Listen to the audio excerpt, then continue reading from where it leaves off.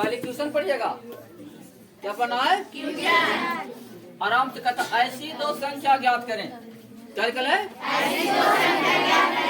ऐसी दो संख्या ज्ञात करें जिनका योग 27 है। योग कितना है? 27। मतलब कि दो संख्या ऐसा है जो जोड़ देंगे तो कितना हो जाएगा? 27 है। और गुणनफल 182। यानी मैथ में साफ सब शब्दों में लिखा हुआ है कि ऐसी दो संख्या ज्ञात करिए जिनको हम जोड़ेंगे तो कितना आएगा? गुना करें तो कितना आएगा? बस यही पर ही आपको आंसर मिलेगा। जोड़ने पर कितना और गुना करने पर 182। बस इसी को आप पकड़िए, अब बनेगा। पहले मान लिया कि पहली संख्या कितना, देखिए आंसर, ठीक है। मान लिया कि पहली संख्या, ठीक है, अतः दो संख्या ना जी। अब देखिए जोग दे दिया है, ठीक है। जब भी मैं यहाँ जोड़ दे मैथ को तो दूसर का संख्या क्या करिएगा, उसमें से निकाल दीजिएगा, घटा के लाइएगा। क्या बोले? जब मैथ में जोड़ दे क्या दे और दो संख्या की बात है तो एक संख्या तो मान ही लीजिएगा और दूसर का की ना बात है, तो जो जोड़ दिया हुआ है उसमें से आप क्या करिए, उसको घटा लीजिए तो दूसर का मिल जाएगा। तो अब हम लिखेंगे दूसरी संख्या कितना हो जाएगा बताओ? 27 माइनस के 1। आइए दूसरी संख्या 27 माइनस के 1, ये पहली हो गया। आइए अब हम यहाँ तक पहुँच गए। कहता है कि दो संख्याएं ज्ञात करें जिनका योग 27 है, ठीक है, और गुणनफल 182। तो आइए अब लिखेंगे गुणनफल प्रश्नानुसार।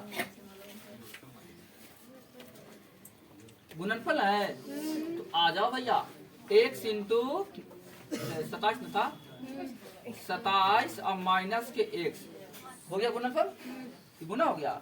इसकल टू कितना? 182। बस अब आंसर आ जाएगा। देखिए 27x माइनस के x स्क्वायर सही है मुनि, इसकल टू 182। फिर अलावा आगे माइनस के x स्क्वायर प्लस के बच जहाँ पे और माइनस नहीं ले लो 182 इसकल टू में गिरेगा, ठीक है। आप देखिए उसको बाहर रखो, उसको उधर रखो। देखिए अब आप क्या करिए, इसको पहले माइनस से भाग देगा, भगा दीजिए तो x स्क्वायर हो जाएगा, भागते है ना। फिर माइनस के 27x प्लस 100 बराबर में 0। अब तो दे गुणनखंड, पहला पद गुना तो तब 182 को तोड़ेंगे, क्योंकि एक बार गुना करेंगे तो एक नहीं रह जाएगा। 182 को तोड़िए तो कितना आएगा? 14 दहाक का 140 नहीं, और 14 दिया 42 तो ऐसा ही है ना जी। 182 तोड़ रहे हैं, 2 से 9 दूनी 18 और ठीक है, फिर 13 से 7 दूनी 14 13 नहीं, कितना हो गया? 14 13 तो 7 दूनी 14 और 13 नहीं, 14 और 13 के जोड़िएगा मुनि तो हो जाएगा 27 और गुणमा करिए तो हो जाएगा 182 नहीं है?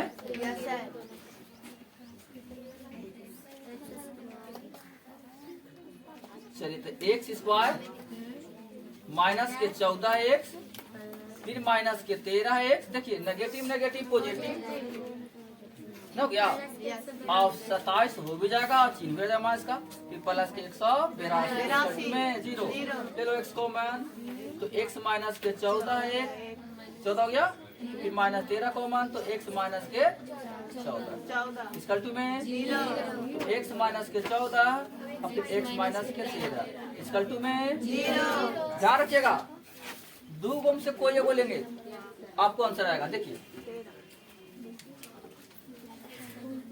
अच्छा एक बार और देखो, x माइनस के 14 इसका 2 के 0 ले ली, ठीक है। तो x बराबर क्या हो जाएगा, नेगेटिव उल्टा और 14। हम x के मान निकाल दिए, क्या लिख देंगे, वह संख्या कितना हो जाएगा, मुझे 14। एक संख्या होगा 14 आपको, और दूसरी संख्या क्या हो जाएगा, एक संख्या, एक संख्या 14, दूसरी संख्या क्या होगा, यहाँ से ले लेना 27 घटाव के 1, माने कि 27 में से 14 निकालिए 13। ये तुम्हारा आंसर है ना। धनात्मक पूर्णांक ज्ञात करें। कर्मागत का मतलब होता है लगातार। क्या बोले, फिर से बोलो, जब कहीं भी कर्मागत लिखा रह जाए क्या हो गया, और लगातार कई संख्या होती है, गौर कीजिएगा। अगर कह दिया 2 कर्मागत धन पूर्णांक, तो यह लगातार की बात है। अगर मैथ में कह दिया 2 कर्मागत सम संख्या, तो इस सम संख्या की बात है। अगर कर्मागत कह दे 2 विषम संख्या, तो इसमें विषम संख्या की बात है।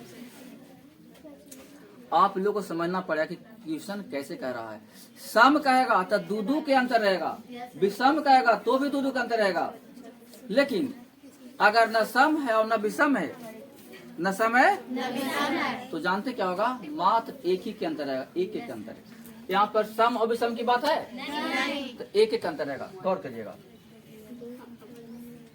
2 कर्मागत धनात्मक पूर्णांक ज्ञात करें जिनके वर्गों का योग 365 है। आइए जी, मान लिया कि ठीक है, पहली संख्या x, कितना माने हैं, दूसरी संख्या, मैंने तो बताया था अभी आपको कि जब भी मैथ कह दे कर्मागत, तो समझो कि लगातार जाना है। कहाँ जाना है, लगातार। तो देखिए धनात्मक क्या दिया है जी, कर्मागत कर रहे हैं, है ना जी, लगातार जाएंगे तो लगातार हो जाएगा x प्लस के 1। लेकिन अगर कहता कर्मागत विषम संख्या, तो यहाँ पर ऐसे काम न चलते है, x प्लस के 2 लिखे थे। अगर कहता विषम संख्या, तब भी हमको लिखना पड़ता x प्लस के 2, ये दोनों सेम लिखाता है। लेकिन कहता है अगर कहता 3 से विभाज कर्मागत संख्या, तो 3 से विभाज, तो x प्लस के 3, और अभी होती है x प्लस के 6। मैंने 3 से विभाज मैंने कटने वाला। ये सब क्वेश्चन को देखल करिए तब बनाइए, समझ ना। अच्छा, इनके वर्गों का जोड़ कितना, 300, क्योंकि प्रश्न अनुसार वर्गों का योग कितना है, 365। अच्छा 65, ठीक है। तो x स्क्वायर देखो वर्ग कर दिए, फिर प्लस x प्लस 1 की स्क्वायर, वो वर्ग हो गया बराबर 365। x स्क्वायर अब plus a square plus 2ab अब फिर प्लस b स्क्वायर बराबर के 300। चला गया a प्लस b के, कहाँ गया बोला, a प्लस b के a square plus 2ab plus x square plus 2x अब प्लस 1 इक्वल टू 300। एक और 1 2x स्क्वायर, अब फिर प्लस 2x अब प्लस 1 अब फिर माइनस 300। ठीक है, ठीक है जी, ठीक। प्लस माइनस मान से 364 इक्वल टू में। अब तो ये अच्छा लग रहा, दोनों ओर भागा लग जाएगा, दूसरे दोनों ओर दूसरे हम भागा दे देंगे, हो जाएगा खाली x स्क्वायर प्लस माइनस के 16 दूनी के 32 और 4। ठीक है, कोई दिक्कत? आप थोड़ा हाँ जी कहाँ 162 लिखे नीचे, ये अच्छा अच्छा, तब 18 दूनी के 36 दूनी 4। ठीक है, ठीक।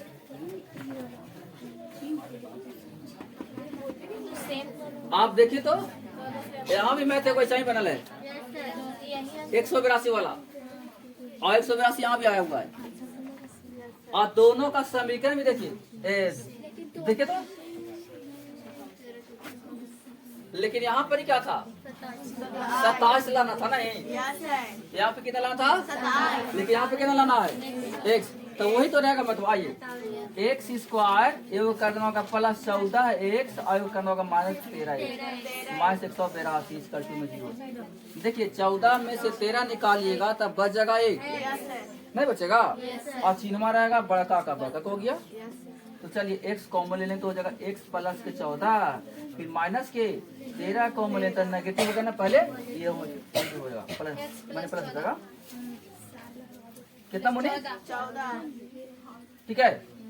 अब देखिए मुनि ई आई दोनों सेम हो गया ना, हो गया सेम, तो आई देंगे हम x प्लस के 14, आई देखो मुनि x माइनस के 13 इसकल 2 में 0, कोई दिक्कत, 13 छोड़ देना मुनि। अब देना x माइनस के 13 है इसकल 2 के 0, तो x बराबर क्या होते मुनि 13। आपने क्या माना था, पहली संख्या, पहली संख्या 13 और दूसरी देखिए मुनि कहाँ कहता है x प्लस 13 में 2 14, क्लियर है, कोई दिक्कत, हल्का फुल्का किसी को, चलो।